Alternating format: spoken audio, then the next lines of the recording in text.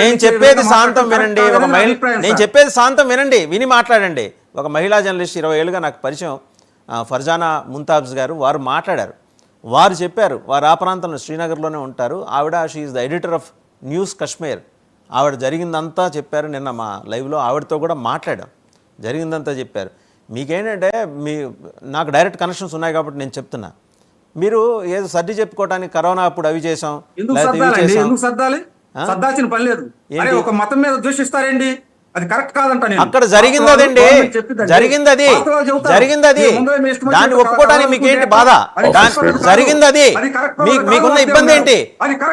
ఎవరండి ఇప్పుడు ఆ పట్టుబడిన నలుగురిలో ఒకటికి హైదరాబాద్ కనెక్షన్స్ ఉన్నాయి, అది కాదంటారా మీరు? అది కాదంటారా మీరు? ఇది మీరు సాహెబ్ గా మీ వ్యక్తిగత అభిప్రాయమా లేకపోతే మీ పార్టీ అభిప్రాయమా చెప్పండి. ఎవరికి నేను ఇది దాడి చేసిన వాళ్ళ గురించి మాట్లాడుతున్నా. డిజోన్ చేసుకోండి, మీరు డిజోన్ చేసుకోండి. రఫీ గారు మీరు డిజోన్ చేసుకోండి, వాళ్ళు మా మతానికి సంబంధించిన వాళ్ళు కాదని డిజోన్ చేసుకోండి. డిజోన్ చేసుకోండి. I'm asking you disown that. మీరు ఖండించండి, ఇంకోటి చేయండి. మీరు డిజోన్ చేసుకోండి. దానికన్నా ముందు డిజోన్ చేసుకోండి. నేను అడుగుతున్నాను, దానికన్నా ముందు మీరు డిజోన్ చేసుకోండి అంటున్నా. ఆ మాట ఎందుకు రావట్లే మీకు? ఆ మాట ఎందుకు రావటం లేదు? నేను అడిగిన ప్రశ్నకు సమాధానం చెప్పండి. మీరు అడిగిన దానికి నేను చెప్తాను. మీరు డిజోన్ చేసుకోండి సార్, వాళ్ళు మీ వాళ్ళు కాదని మీరు డిజోన్ చేసుకోండి. అనవసరం ఏంటి? నిన్న పట్టుబడిన వాళ్ళు ఎవరండి? నిన్న ఐడెంటిఫై అయిన వాళ్ళు, పట్టుబడిన వాళ్ళు ఎవరు చెప్పండి. నిన్న వాళ్ళ పేర్లతో సహా బయటకు వచ్చినాయి. దానికి మీ సమాధానం ఏంటి? వాళ్ళ పేర్లతో సహా బయటకు వచ్చినాయి. డిజోన్ చేసుకోండి అంటున్నా, మీరు దానికి సిద్ధంగా లేరు. హర్షన్ షా అని అతను చనిపోయాడండి అక్కడ. హర్షన్ షా అని ఒక ముస్లిం చనిపోయాడు. నేను చెప్పా, మీరు రాకముందు నేను చెప్పా, మీకన్నా ముందు నేను చెప్పా. అది నివాళులు అర్పిస్తూ డిబేట్ స్టార్ట్ చేశాం. మీరు ఇంకా అప్పటికి జాయిన్ కాల.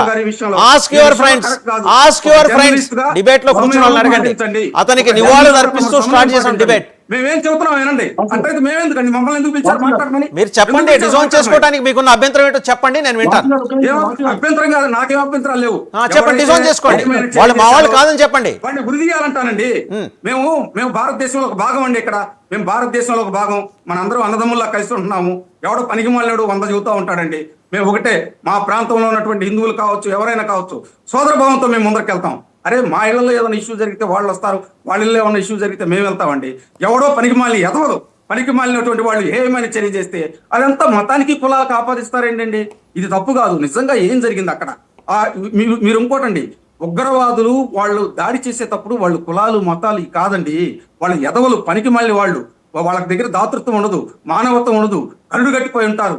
వాళ్ళు ఏది పడితే చేస్తారండి. వాసుదేవన్ గారు నేను అనేది అది. అంతేకాని ఏదో జరిగిపోయింది భారతదేశంలో ఉన్నటువంటి కంటగడతాం, అది కరెక్ట్ కాదు.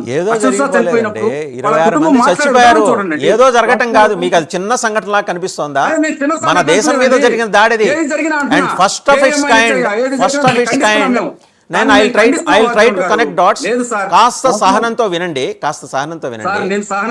ఏప్రిల్ 17న ఒక నిమిషం వినండి sir. Kindly listen to me. I try to connect the dots. వినండి, నేను సబ్జెక్ట్ చెప్తున్నా. ఒక్కసారి వినండి. బంగ్లాదేశ్ ప్రీమియర్ తాత్కాలిక ప్రధాని ఆయన మహమ్మద్ యూనస్, ఆయన ఏమన్నాడు? ఎంత ఎటకారంగా అన్నాడు. ఏది చికెన్ వినండి, విని మాట్లాడండి.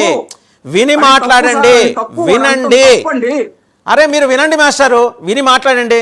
మీరు వినండి. నేను డాట్స్ కనెక్ట్ చేసి మీకు చెప్తున్నా, తర్వాత మీరు మాట్లాడంటున్నా. వినండి. You don't have patience. అరే మీరు వింటే, నేను చెప్పింది వింటే మీరు మాట్లాడచ్చు.